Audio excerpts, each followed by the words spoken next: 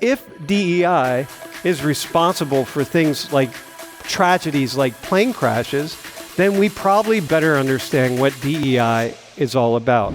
Well, you talk about like resistance, and it's obviously in the past 4 years, it's become like a political agenda from both sides. One side's for it, one side's against it. So anytime you have that, there's obviously going to be divide amongst people with such a complex issue that really shouldn't be political at all. What you said was really important, but the way you said it actually put a certain wall up. So some people, right? Some people of your ancestry, right, speak to the richest black person in the room and call that person systematically oppressed. Say like, hey, whoever you are, you're systematically oppressed. Could you say that with a straight face? I feel like I could say that. Yeah, but they're almost like doing them an injustice by just giving them the job for DEI. Okay, good. Because they're not prepared for that. Okay, and it's going to set them back even further. Awesome, man. Okay, now we're going to go to the next level. I just want to speak to the stream for a second. I'm not saying that therefore we should have DEI, okay?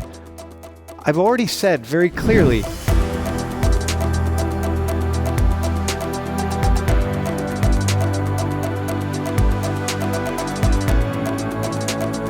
I just saw this. This just popped up in the New York Times today, right before class, that our president blames DEI and Biden. I'm not concerned with the Biden thing, but blames DEI for the crash that happened. And, you know, he takes offense at it because it's now under his watch. And they asked him why he thinks that DEI is to blame for the plane crash.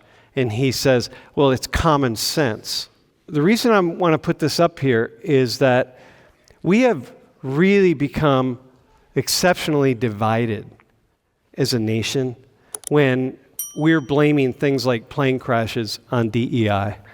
And we're very divided, and we're in actually pretty dangerous territory when people, our leaders, are making statements like this.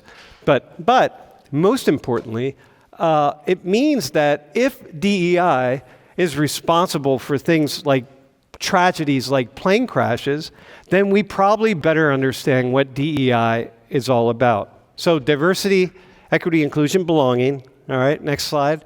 Diversity, right? We talked about this last time. Broad range of people, cultures, nationalities, ideas, perspectives, generally seen as positive. We all agree with that. But sometimes, I think what we concluded, when it gets jammed down our throats, then people start to resist. We resist anything that gets forced upon us.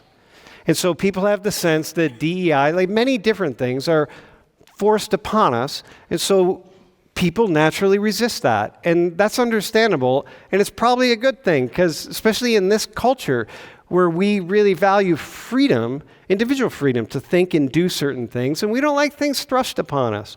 And when we have the sense that policies, like DEI policies, have been forced on us, then it's natural that people are going to resist. Well, you talk about like resistance, and it's obviously in the past 4 years, it's become like a political agenda from both sides. One side's for it, one side's against it. So anytime you have that, there's obviously going to be divide amongst people with such a complex issue that really shouldn't be political at all. Because you saw in 2020, there was a hike in DEI hires, percentages, and now Trump says he's going to get rid of all of it. So that right there shows you it's a political, they use that to go against each other. Yeah, it's a political football, right? And when you have a political football like this, you have things like the quote that's really like, wait, what? What are we talking about? But if you were here in the last class or you watched the last class, it's kind of like when you break DEI down, there's a lot of very reasonable things that people are thinking about and talking about, and a lot of very unreasonable things. And so if you have to throw the reasonable things out with the unreasonable things, you probably don't really want to do that. But yet, that's what happens. Any other just thought on that? Yeah. I think that sometimes with DEI, a lot of people think it's unreasonable, but like they kind of ignore the past. And so now that we're in a new generation, everybody's like, okay, you can just grind to get where you are. Or like, if you're an immigrant, like you might have some things that kind of go against you, but the mentality is like grind. But like as a foundational Black American, people from my ancestry have kind of been like trapped, I'd say. And so you like systematically, I guess. And so you can think of it like systematically, mentally, economically. And so you'll see a lot of these things that like kind of hold a lot of people back, my people in specific, or like people that are native to this area. Okay, listen, let me just help you with something, right? You just said something, what you said was really important, but the way you said it actually put a certain wall up. So some people, right? Some people of your ancestry, right, have become fabulously wealthy. And so the problem is people see those people, and then you make the statement you just made, and then they say, wait, hang on, like that doesn't make sense, right? Yeah. Can you see that? So it's like some people, or you have to tweak that. I definitely see it. I think just in general, like a lot of Black Americans look at, or they have a lot of role models up, and so when we see those, it's like benchmarks, but it's not a benchmark for the general population, I would say. Well, yeah, but you do understand if you're poor and you're white. Mm-hmm. Like you know, my family's been around here a long time, and I grew up in the working class. I mean, on both sides of my family, we're not really recent immigrants, right? And for some reason, we didn't take advantage of our whiteness because we all end up in the working class. I'm like, come on, man, you've been here enough generations. Like, holy, like, okay, but nonetheless, but people who are poor and white, what would you say to them? So restate what you just said and respond to people in the camera who are poor and white. What would you tell them? Because they're not. I'd say they still benefit from like white supremacy. Is that? Yeah, I don't know. They're not going to hear that, man. Okay. Yeah, where's the white supremacy, man? You've been like to some really poor white communities and been like, yeah, that's not going to fly. So how do they? I mean, I feel like that's just what I would say. Because still they're not systematically oppressed by anything. But neither. Dude, hang out. Speak to the richest Black person in the room. Mm-hmm. We don't know who they are. Could be you. Is it you? It's not you. No, I'm not Nigerian. Right? Right. So speak to the richest Black person in the room and call that person systematically oppressed. Say like, hey, whoever you are, you're systematically oppressed. Could you say that with a straight face? I feel like I could say that the foundations of probably where they came from were systematically oppressed. What if they were born rich? Like the foundation, like the background, ancestry. Okay, years ago. Got it. Yeah, because if they're going to... Yeah, like they broke the cycle for sure. Okay, they broke the cycle. But here's the thing. But the poor white person didn't break the cycle. Mm-hmm. And so that's the one you got to talk to, man, because those are the people that when Donald Trump comes out and he's like, and I'm just going to use him, right? Mm-hmm. He's like, look, this DEI is a bunch of bullshit, right? And we got to get rid of it. They're the ones that they're going to listen to him and they're going to be like, yeah, hell yeah. I'm not looking at my like, you know what I mean? Like, I don't care what my ancestors did. I'm looking at what the hell, right? How am I benefiting currently from white supremacy and all that kind of stuff? And what I'm telling you, this is so good. I'm so happy you got to be careful with the language. But you got to be careful with the way you frame it. So we're going to, did the two of you have anything to add here, or should we go? I have some to add. All right. So I don't think a lot of people think about this aspect of DEI and how it actually may be hurting like a marginalized or someone that's not as privileged. Well, let's just say quote unquote privileged. Okay. If you have two people that are equally qualified, right? Yeah. But one person got the hire because it was, we'll say, a DEI hire, right? Yeah. So they're thrown in this workplace where they're not familiar with everything. Yep. The other people around are going to they're going to think of them less, or they're not going to be as for that person. They're going to, what's the word, but like feel some kind of way about them. Okay. Yeah, but they're almost like doing them an injustice by just giving them the job for DEI. Okay, good. Because they're not prepared for that. Okay, and it's going to set them back even further. Awesome, man. Okay, now we're going to go to the next level. Okay, we're going to bring the two of you in a hot minute. So we're going to go to the next level, right? Go to the next slide. Here's an assumption. People want fairness, okay? People want fairness. All over the world, people want fairness. We want to feel as though we're competing with other people and it's fair. Or we want to feel if we live in a society where certain families have more power than other families, and that's part of the culture, then we can believe that and it's fair. Okay? So like in the Middle East, you have, the royal families. You think in Saudi Arabia, you have the House of Saud. I mean, you have certain families that are just, the family has a certain amount of power, man. If you're not in the royal family, you just know that. And it's just part of it. And you're not fighting it every day. It just is what it is. And that's fair. That can be fair. It's all right. So we want fairness. Okay? Have each one of you learned when you went off to college, it's not what you do, it's who you know. It's like who you know is really, really important, right? And why is that? And why is that? Why is who you know really, really important? Because you network and then you use them to get to higher positions that you wouldn't be able to yourself. Yeah, to get to new positions, right? And so you know them, and then what do they do? You know me, and so now I'm familiar with you, right? We texted back and forth about, you volunteering today, you got me. So you have an in with me, right? So I know you somehow. Okay. So what if I help you out in some way? Is that you need an internship and I get you an internship? Is that a good thing? Yeah. It's a good thing for you? Good thing for me, yes. Is that fair?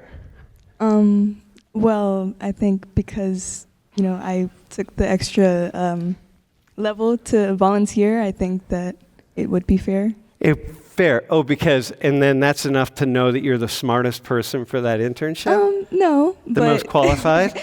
I think that if you have the drive to do something like this, I think that you're more qualified than someone who wouldn't want to volunteer. Okay, so see how your brain just operated, right? See how her brain just operated? She came up with this random thing to say, would be the most qualified person for the help that Sam's going to give me for this internship. That's based on nepotism. It's based on her knowing me and me knowing her. And I'm going to get her this internship. And see how her brain did that? So she's now suddenly you're the most qualified person, right?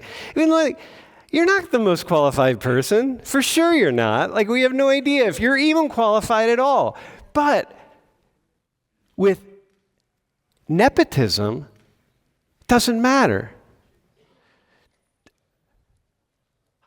I think that's unfair because I think if you give someone an opportunity, you expect something back from them. Yeah. And because you gave her, for instance, an opportunity, I think you expect her to do good work or something for you. And yeah. I mean, you're just giving off just connection that she's going to give you something in return. Okay. Exactly. So we have a whole thing, all four of you, the entire class came off to college and learned, hey, it's not what you know, it's who you know.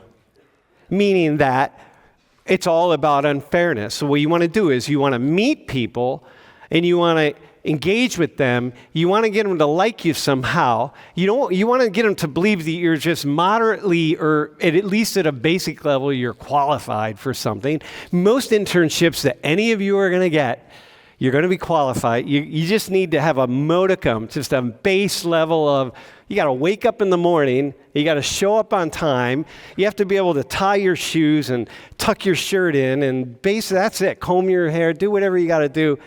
Take care of yourself. Brush your teeth. You're good to go. You're qualified. Okay? So it's who you know. But my question is this, John, why is DEI unfair? But that's not unfair. When we know that you're actually more likely to be unqualified if somebody gets you the job. Because I'm going to have to get you the job. I'm going to probably feel some kind of obligation, right? You don't want to let that person down. I can't. It's going to be my neighbor. It's going to be my nephew. It's going to be somebody. And I can't say no. I'm just yeah, all right. Yeah, okay, I got you. So it's actually raises the level of not being really qualified, of being less qualified. You don't want to make a mistake. Yeah, I don't want to make a mistake, but I'm going to take the risk because I feel an obligation to help that person out. And so you got all these things that are happening that are based on obligations, nepotism. You made the point that lots of people say that one of the problems with DEI is these jobs like this that are based on, say, like numbers or something like this, is people feel like, yeah, people aren't going to be qualified for them. But we never say the thing about nepotism because we do what M just did, right? M just did, yeah, well, once I get it, I'm going to justify in my mind that my uncle got me the job at Merrill Lynch, got me the summer internship at Merrill Lynch.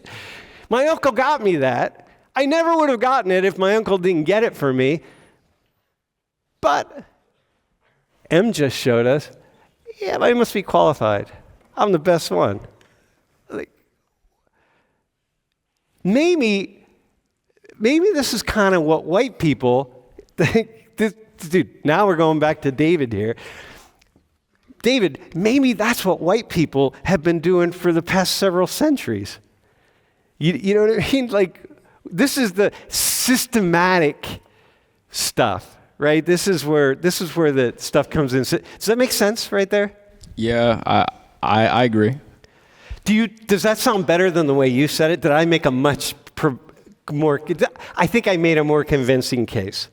Yeah, I'd say my fault. You tackled like a different kind of aspect of it.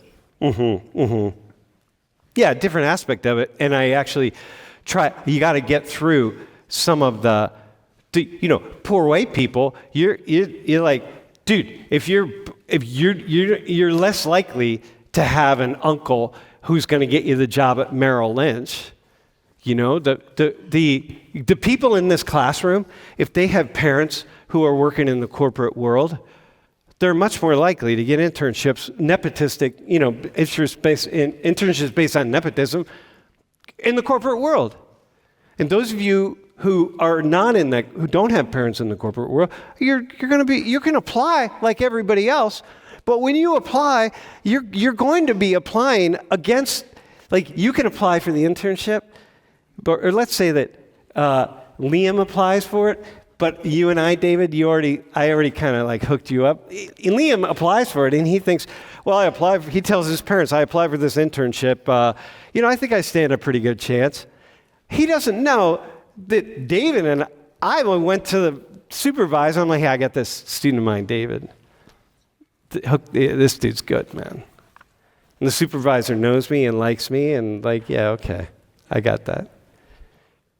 But my concern is that we don't talk about that. Why aren't we having a big, massive national conversation about the evils or the unfairness of nepotism? Why aren't we doing that? Like, where does that go? I just want to speak to the stream for a second.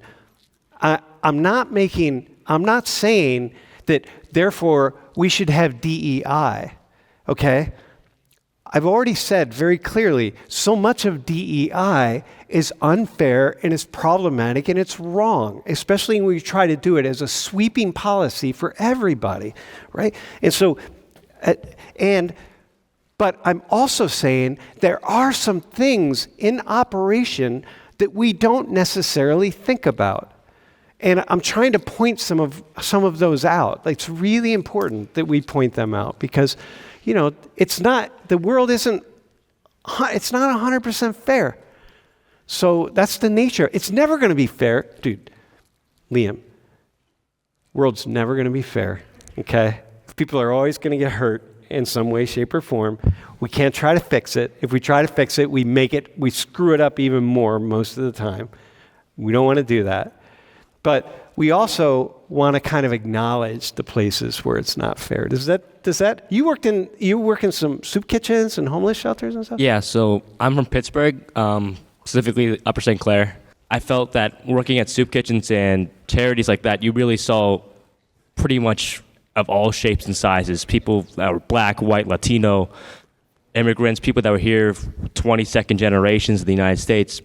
And I feel that everyone thinks it's unfair in some sense. And either economically, they're thinking, I'm not getting paid enough, or systematically, right, I can't go to this place because this person's racist, or even sexist, like I can't even get paid equally as men. So, do you have a way to solve the homelessness problem? Could you solve it? If I could, I probably wouldn't be here. But Okay. No, that's a good answer, right? It's complicated, right? Yeah. it's complicated. Yeah. And so the more you work there, the more you spend time among this population, do you get more confused like every single day about the causes and the this and the that? Yeah, I mean, absolutely. I mean, I feel that when, like, it's like really is case by case basis. I mean, there's some people that they just really don't understand money. They don't understand the system of money. They don't understand how to get a house. It's just a lack of education. And then there's other people where it's totally, they're doing drugs or there's something, and you're like, come on, man. Like, if you get off the drugs, I bet you would be just fine. But it really is a case by case basis. And I think an overall answer to homelessness, it's really difficult, like you said. Yeah, it's really difficult. It costs a lot of money. There's no sweeping policy that's going to fix the problem. So you're like, God, okay.